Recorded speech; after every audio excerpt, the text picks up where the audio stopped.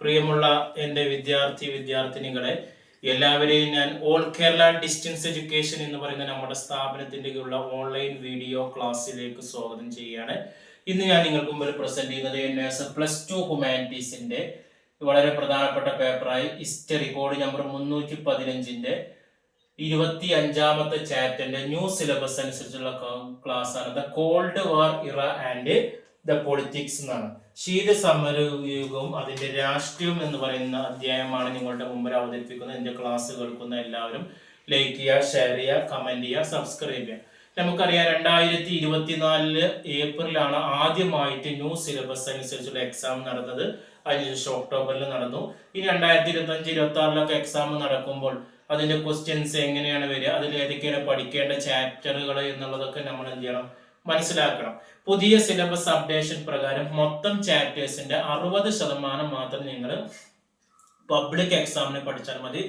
ബാക്കി വരുന്ന 40% നമ്മൾ ഈ എക്സാമിൽ നിന്ന് ഒഴിവാക്കിയിട്ടുണ്ട്. ആ 60%-ൽപ്പെട്ട ഭാഗങ്ങളാണ് ഇപ്പോൾ നമ്മൾ ക്ലാസ് എടുത്തുകൊണ്ടിരിക്കുന്നത്. അതിൽ 25ാമത്തെ ചാപ്റ്ററിൽ വരുന്ന 2 മാർക്ക്, 3 മാർക്ക്, 4 മാർക്ക്, 5 മാർക്കിന്റെ ക്വസ്റ്റ്യൻസ് എങ്ങനെ ആൻസർ ചെയ്യാം, അത് നമ്മൾ ഗൈഡ് വെച്ചിട്ടാണ് പ്രാക്ടീസ് ചെയ്യുന്നത്. ഓക്കെ, ഗൈഡിലെ ക്വസ്റ്റ്യൻസ് ഇംഗ്ലീഷിലും മലയാളത്തിലും ഉണ്ട്. ആൻസർ മലയാളത്തിൽ എഴുതാം. നമുക്ക് പരീക്ഷയ്ക്ക് ക്വസ്റ്റ്യൻസ് ഇംഗ്ലീഷിലാണ് വരുന്നത്. അപ്പൊ അതിന് വേണ്ടിയിട്ടാണ് ഞാൻ ബോർഡിൽ ഇംഗ്ലീഷിലെ ക്വസ്റ്റ്യൻ പറഞ്ഞ് മലയാളത്തിലെ അർത്ഥം പറഞ്ഞ് ആൻസർ മലയാളത്തിൽ പറയുന്നത്. ചെറിയൊരു ചാപ്റ്റർ ആണ്. ഇതിൽ വരുന്ന മൾട്ടിപ്പിൾ ചോയ്സ് ക്വസ്റ്റ്യൻസ് നമ്മൾ അടുത്തൊരു വീഡിയോയിൽ ഓക്കെ, എല്ലാ വിഷയത്തിന്റെ ഗൈഡുകൾ മലയാളത്തിൽ നമ്മളത്ത് അവൈലബിൾ ആണ്. ആവശ്യമുള്ളവർ കോൺടാക്ട് ചെയ്ത് കഴിഞ്ഞാൽ പോസ്റ്റ് വഴി അയച്ചതാണ്. First questions, what you understand by cold war? എന്താണ് ശീത സമരം? In what ways it different from open war? Okay, തുറന്ന ഒരു യുദ്ധവുമായി ഇത് എപ്രകാരമാണ് വ്യത്യസ്തം? എന്താണ് ശീത സമരം? ഇതൊരു തുറന്ന യുദ്ധമായിട്ട് എങ്ങനെ വ്യത്യാസപ്പെട്ടിരിക്കുന്നത്? 2ാം ലോക മഹായുദ്ധം കഴിഞ്ഞതിന് ശേഷം ലോകത്തിലെ വമ്പൻ 2 ശക്തികളാണ്. ഒന്ന് അമേരിക്കയുടെ സൈഡും 2 സോവിയറ്റ് യൂണിയന്റെ സൈഡുമാണ്. അപ്പൊ സോവിയറ്റ് യൂണിയന്റെ എന്ന് പറഞ്ഞാൽ ഒരു സോഷ്യലിസ്റ്റ് ചിന്താഗതി ആശയമുള്ള ഒരു വിഭാഗമാണ്. അമേരിക്ക എന്ന് പറഞ്ഞ ഒരു മുതലാളിത്ത വിഭാഗമാണ്. ഇങ്ങനെ 2 വിഭാഗമായിട്ട് ചേരുന്നു. ഇവർ തമ്മിലുള്ള പരസ്പര എന്താണ് ശത്രുത വെച്ച് പുലർത്തിയിരുന്ന സംഘർഷങ്ങളും പോരാട്ടങ്ങളുമാണ് ഈ അമേരിക്കൻ സഖ്യവും സോവിയറ്റ് സഖ്യവും. 2ാം ലോക മഹായുദ്ധ ശേഷം വലിയ ശക്തികളാണ്. ഒന്ന് സോവിയറ്റ് യൂണിയൻ എന്ന് പറയുമ്പോൾ സോഷ്യലിസ്റ്റ് സഖ്യവും, അമേരിക്ക എന്ന് പറഞ്ഞാൽ എന്താണ് മുതലാളിത്ത സഖ്യം. ഇവർ തമ്മിലുള്ള പരസ്പര വൈരാഗ്യവും വൈരുദ്ധ്യവും അതേപോലെ തന്നെ പ്രക്ഷോഭങ്ങളും സംഘർഷങ്ങളും പോരാട്ടങ്ങളും ഒക്കെയാണ് എന്താ പറയുന്നത് ശീതസമരം എന്ന് പറയുന്നത്. ശീതസമരം യുദ്ധത്തിന്റെയോ അല്ലെങ്കിൽ സമാധാനത്തിന്റെയോ അവസ്ഥയല്ല. അത് ആയുധം ഉപയോഗിച്ചിട്ടുള്ള യുദ്ധമല്ല. ശീതസമരം നയതന്ത്ര യുദ്ധമാണ്. ആശയപരമായ വെറുപ്പും രാഷ്ട്രീയ അവിശ്വാസമാണ് അതിന്റെ അടിസ്ഥാനം. അതൊരു തുറന്ന യുദ്ധമായിരുന്നെങ്കിലും കാര്യങ്ങളെ പലപ്പോഴും യുദ്ധത്തിന്റെ വാക്കോളം എത്തിച്ചു. അന്താരാഷ്ട്ര സമാധാനത്തിന് നിരന്തരം ഭീഷണി ഉയർത്തിയ ശീതസമരം ആധിപത്യത്തിന് വേണ്ടിയുള്ള 20ാം നൂറ്റാണ്ടിലെ 3ാമത്തെ യുദ്ധമായിരുന്നു. ഇനി 2ാമത്തെ ക്വസ്റ്റ്യൻസ് ആണ്. Mention some of the factor responsible for cold war. ശീതസമരത്തിന് കാരണമായ ഘടകങ്ങൾ ഏതൊക്കെയാണ്? ശീതസമരത്തിന്റെ ഉത്ഭവത്തിലുള്ള മുഖ്യ കാരണം പാശ്ചാത്യ രാജ്യങ്ങളുടെ കമ്മ്യൂണിസ്റ്റ് ഭീതിയായിരുന്നു. മുതലാളിത്തത്തെ മുറുകെ പിടിച്ചിരുന്ന പാശ്ചാത്യ രാജ്യങ്ങൾ കമ്മ്യൂണിസത്തിന്റെ വളർച്ചയെ ഭീതിയോടെയാണ് നോക്കിക്കണ്ടത്. തങ്ങളുടെ രാജ്യങ്ങളിലേക്ക് കമ്മ്യൂണിസം വ്യാപിക്കുമെന്ന് ഭയപ്പെട്ട അമേരിക്ക ഉൾപ്പെടെയുള്ള രാജ്യങ്ങൾ കമ്മ്യൂണിസത്തെ ഒതുക്കാനുള്ള നീക്കങ്ങൾ ആരംഭിച്ചു. 1933 വരെ സോവിയറ്റ് യൂണിയനെ അംഗീകരിക്കാൻ പോലും അമേരിക്ക കൂട്ടാക്കിയില്ല. ഹിറ്റ്ലറെ പ്രീണിച്ച് സോവിയറ്റ് യൂണിയനെതിരെ തിരിച്ചുവിടാൻ പോലും പാശ്ചാത്യ രാജ്യങ്ങൾ പരിശ്രമിക്കുകയുണ്ടായി. 2ാം ലോക മഹായുദ്ധകാലത്ത് സോവിയറ്റ് യൂണിയനുമായി സഖ്യമുണ്ടാക്കാൻ പാശ്ചാത്യ രാജ്യങ്ങൾ നിർബന്ധിതരായി. എങ്കിലും അവർക്കിടയിൽ ഭിന്നതകളും സംശയങ്ങളും തീക്ഷ്ണമായി നിലനിന്നിരുന്നു. കിഴക്കൻ യൂറോപ്പിൽ കമ്മ്യൂണിസത്തിനുണ്ടായ വളർച്ചയും ചൈനയിൽ കമ്മ്യൂണിസ്റ്റുകൾ നേടിയ വിജയം അമേരിക്കയും ബ്രിട്ടനും ഉൾപ്പെടെയുള്ള പാശ്ചാത്യരെ വിറളി പിടിപ്പിച്ചു. കമ്മ്യൂണിസത്തെ ഭൂമുഖത്ത് നിന്ന് തുടച്ചു മാറ്റുന്നതിന് വേണ്ടി അമേരിക്ക ഒരു കുരിശു യുദ്ധം തന്നെ ആരംഭിച്ചു. മറ്റു മുതലാളിത്ത രാജ്യങ്ങളും അവരോടൊപ്പം ചേർന്നു. മുതലാളിത്തവും സോഷ്യലിസവും ഒത്തുപോയില്ലെന്ന് ഉറച്ചു വിശ്വസിച്ചിരുന്ന സോവിയറ്റ് യൂണിയൻ പ്രത്യാക്രമണത്തിന് മുതിർന്നതോടെ ശീതസമരം സംജാതമായി. 1917 റഷ്യ വിപ്ലവത്തോടെയാണ് ശീതസമരം ആരംഭിച്ചെങ്കിലും 2ാം ലോക യുദ്ധാന്തര കാലത്താണ് അത് ശക്തി പ്രാപിച്ചത്. ജർമ്മൻ പ്രശ്നവും കിഴക്കൻ യൂറോപ്പിലെ കമ്മ്യൂണിസ്റ്റ് മുന്നേറ്റവും ഗ്രീസിലെ ആഭ്യന്തര യുദ്ധവും എല്ലാം ശീതസമരത്തെ ത്വരിതപ്പെടുത്തിയ സംഭവമാണ്. ഫുൾട്ടൺ സർവകലാശാലയിൽ വെച്ച് വിൻസ്റ്റൺ ചർച്ചിൽ നടത്തിയ ഇരുമ്പ് മറ പ്രസംഗത്തിൽ സോവിയറ്റ് യൂണിയനെതിരെ അമേരിക്കയും ബ്രിട്ടനും ഒന്നിക്കണമെന്ന് അദ്ദേഹം നിർദ്ദേശിക്കേണ്ടത്. ചർച്ചിലിന്റെ പ്രസംഗത്തിൽ നിന്ന് പ്രചോദനം ഉൾക്കൊണ്ട അമേരിക്ക കമ്മ്യൂണിസത്തെ ഒതുക്കി നിർത്തുമെന്ന നയത്തിന് രൂപം നൽകി. ബ്രിട്ടൻ ഉൾപ്പെടെയുള്ള പാശ്ചാത്യ മുതലാളിത്ത രാജ്യങ്ങൾ അമേരിക്കൻ നയത്തിന് പിന്തുണയുകയും ചെയ്തു. ഇനി മൂന്നാമത്തെ ചോദ്യമാണ്, discuss the issues of Poland during the first phase of the cold war. ശീത സമരത്തിന്റെ ആദ്യ കാലഘട്ടത്തിലെ പോളണ്ട് പ്രശ്നം ചർച്ച ചെയ്യുക. ആദ്യഘട്ടത്തിൽ പോളണ്ടിന്റെ വിധി ഗുരുതര പ്രശ്നമായിരുന്നു. എല്ലാ രാഷ്ട്രങ്ങളും പോളണ്ടിന്റെ മേൽ ഒരു പ്രത്യേക താല്പര്യം ഉണ്ടായിരുന്നു. 1939 ഹിറ്റ്ലർ സൈന്യം പോളിഷ് ഇടനാഴി ആക്രമിച്ചു കടന്നപ്പോൾ ഫ്രാൻസും ബ്രിട്ടനും ജർമ്മനിക്കെതിരെ യുദ്ധം പ്രഖ്യാപിച്ചു. റഷ്യയുടെ പൂർവ്വശത്രുവായിരുന്ന പോളണ്ട് റഷ്യയെ സംബന്ധിച്ച് ആക്രമണം നടത്തുന്നതിനുള്ള ഒരു പ്രവേശന കവാടമായിരുന്നു. പോളണ്ടിന്റെ ഭാവിയെക്കുറിച്ച് യാൾട്ട സമ്മേളനത്തിൽ വെച്ച് സ്റ്റാലിൻ, ചർച്ചിൽ, റൂസ്വെൽറ്റ് തുടങ്ങിയ നേതാക്കന്മാർ ചർച്ച ചെയ്തിരുന്നു. എങ്കിലും പോളണ്ടിന്റെ അതിർത്തി സംബന്ധിച്ച് ഒരു തീരുമാനത്തിൽ എത്താൻ സാധിച്ചില്ല. പക്ഷെ പൂർണ്ണമായും പോളണ്ട് സോവിയറ്റ് സൈന്യത്തിന്റെ കീഴിൽ നിന്നു. പോളണ്ടിന്റെ മേലുള്ള സോവിയറ്റ് ആധിപത്യം ശീതസമരത്തിന്റെ ഉത്ഭവത്തിന് വഴിതെളിച്ച ഒരു പ്രധാന കാരണമായി. നാലാമത്തെ ചോദ്യം, discuss the phase of detente in the cold war ആണ്. ശീതസമര കാലഘട്ടത്തില് ഡെറ്റന്റ് ഘട്ടം എന്നുകൊണ്ട് എന്താണ്? സോവിയറ്റ് യൂണിയനും അമേരിക്ക പുതിയൊരു ഘട്ടത്തിലേക്ക് പ്രവേശിച്ചു. ഈ ഘട്ടമാണ് ഡെറ്റന്റ് ഘട്ടം.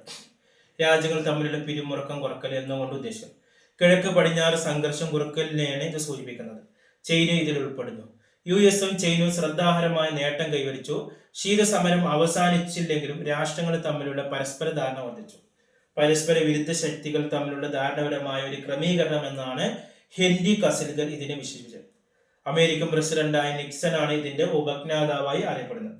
ഈ കാലഘട്ടത്തിൽ US-ഉം ചൈനയും തമ്മിലുള്ള ബന്ധം വളർന്നു. പ്രസിഡന്റ് നിക്സണും ഹെൻറി കസിംഗറും ചൈനയുമായുള്ള പ്രശ്നങ്ങൾ ലഘൂകരിക്കാൻ ശ്രമിച്ചു. ചൈന UN-ൽ പ്രവേശിക്കപ്പെട്ടു. ഇനി അഞ്ചാമത്തെ ചോദ്യം, what is new called war? What way does is different from the cold war? എന്താണ് നവീന ശീതസമരം? എന്തെല്ലാം രീതിയിലാണ് ഇത് ശീതസമരത്തിൽ നിന്ന് വ്യത്യാസപ്പെട്ടിരിക്കുന്നത്? ഹെൽസിങ്കി സമ്മേളനത്തിന് ശേഷം US-ഉം സോവിയറ്റ് യൂണിയനും തമ്മിലുള്ള ബന്ധം വീണ്ടും വഷളായി. 1980-കളിൽ ശീതസമരം തിരിച്ചു വരുന്നതിനുള്ള സാധ്യതകൾ കണ്ടു തുടങ്ങി. ഈ പുതിയ പ്രതിസന്ധിയാണ് ന്യൂ കോൾഡ് വാർ എന്നറിയപ്പെടുന്നത്. ഈ പുതിയ ശീതസമരം ഒരു പ്രത്യയശാസ്ത്രപരമായ സംഘടനമായിരുന്നില്ല, മറിച്ച് രാഷ്ട്രീയ ശക്തികൾ തമ്മിലുള്ള അധികാര സന്തുലനവുമായി ബന്ധപ്പെട്ടിരുന്നു. പുതിയ ശീതസമര ഘട്ടത്തിൽ PRC എന്ന പുതിയ രാഷ്ട്രീയ സഖ്യം രൂപീകരിക്കപ്പെട്ടു. 1979-ൽ അഫ്ഗാനിസ്ഥാനിലുണ്ടായ സോവിയറ്റ് ആക്രമണം ഒരു പുതിയ വഴിത്തിരിവായിരുന്നു. രണ്ട് രാഷ്ട്രങ്ങളും തങ്ങളുടെ സ്വാധീനം യൂറോപ്പിന് പുറത്തേക്ക് വ്യാപിക്കാൻ ശ്രമിച്ചു.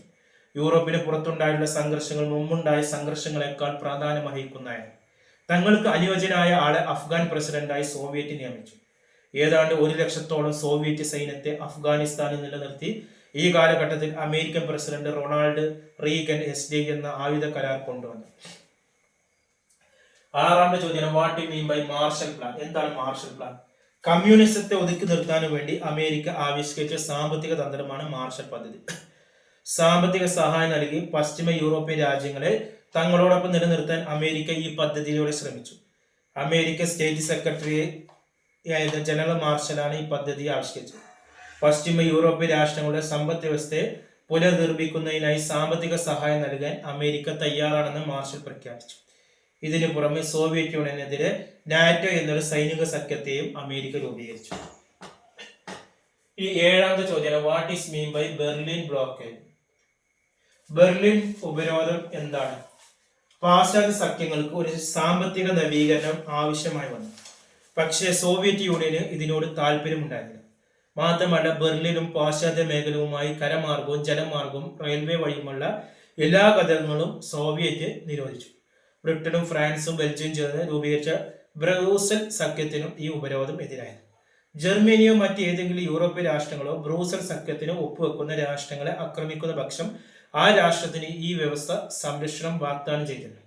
സോവിയറ്റ് യൂണിയന്റെ പേര് നേരിട്ട് പരാമർശിച്ചിരുന്നെങ്കിലും ബ്രൂസൽ സഖ്യം യഥാർത്ഥത്തിൽ സോവിയറ്റ് യൂണിയനെതിരായിരുന്നു, ജർമ്മനിക്ക് എതിരല്ല.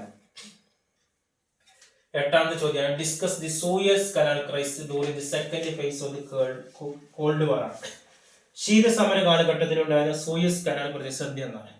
1952-ൽ colonel Abdul Nasser, general Muhammad Naguib എന്നിവർ ചേർന്ന് രക്തരഹിതമായ ഒരു അട്ടിമറിയിലൂടെ ഈജിപ്തിൽ അധികാരം പിടിച്ചെടുത്തു.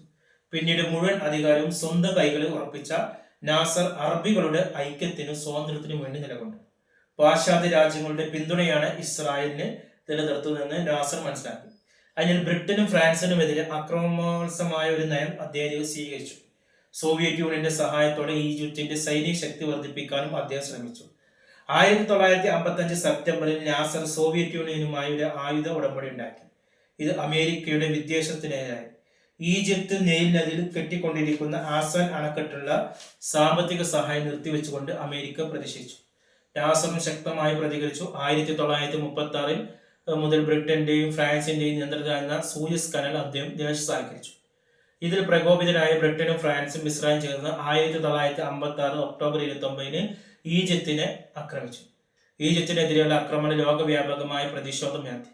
സോവിയറ്റ് യൂണിയനും അമേരിക്കയും യുദ്ധത്തിനെതിരെ ശക്തമായി രംഗത്ത് വന്നു. ഇസ്രായേലിന്റെയും ഈജിപ്തിന്റെയും അതിർത്തികളിൽ UN സമാധാന പരിപാലന സേന നിലയുറപ്പിക്കുകയും ചെയ്തു. അന്താരാഷ്ട്ര സമ്മർദ്ദത്തിന് വഴങ്ങിയ ബ്രിട്ടനും ഫ്രാൻസും യുദ്ധത്തിൽ നിന്ന് പിന്മാറി. ഓക്കെ, ഇതോടെ ഈ ചാപ്റ്റർ കഴിഞ്ഞു. ഇനി ഇതിലുള്ള 1 വേർഡ് ക്വസ്റ്റ്യൻസ് നമ്മൾ അടുത്ത വീഡിയോയിൽ എന്തെങ്കിലും സംശയം ഉണ്ടെങ്കിൽ എൻ്റെ വാട്സപ്പ് നമ്പർ നിങ്ങൾ കോൺടാക്ട് ചെയ്യുക. എല്ലാ വിഷയത്തിൻ്റെയും മലയാളത്തിലുള്ള ഗൈഡുകൾ ആവശ്യമുള്ളവർ കോൺടാക്ട് ചെയ്യുക. അഡ്മിഷൻ സംബന്ധമായ കാര്യങ്ങൾക്ക് NSS SSLC +2 1 മാസം കൊണ്ട്, 2 മാസം കൊണ്ട്, 3 മാസം കൊണ്ട്, 6 മാസം കൊണ്ട് ഇന്ത്യയിലെ മുഴുവൻ സ്റ്റേറ്റുകളിലും നമ്മൾ വളരെ കുറഞ്ഞ ഫീസിൽ അഡ്മിഷൻ ചെയ്ത് കൊടുക്കുന്നുണ്ട്. ആഴ്ചയിൽ 6 ദിവസത്തെ ഓൺലൈൻ ക്ലാസ് നിങ്ങളുടെ ജോലിക്ക് തടസ്സമില്ലാത്ത രീതിയിൽ നമ്മൾ നൽകുന്നുണ്ട്. ഫ്രീ ആയിട്ടുള്ള ടെക്സ്റ്റ് ബുക്കുകൾ, ഗൈഡുകൾ, അസൈൻമെന്റുകൾ, പ്രാക്ടിക്കൽ റെക്കോർഡ് എല്ലാം നൽകുന്നുണ്ട്. അതേപോലെ തന്നെ ബോസ് എഡ്യൂക്കേഷന്റെ ഓൺലൈനായിട്ട് പരീക്ഷ എഴുതുന്ന SSLC +2 നൽകുന്നുണ്ട്.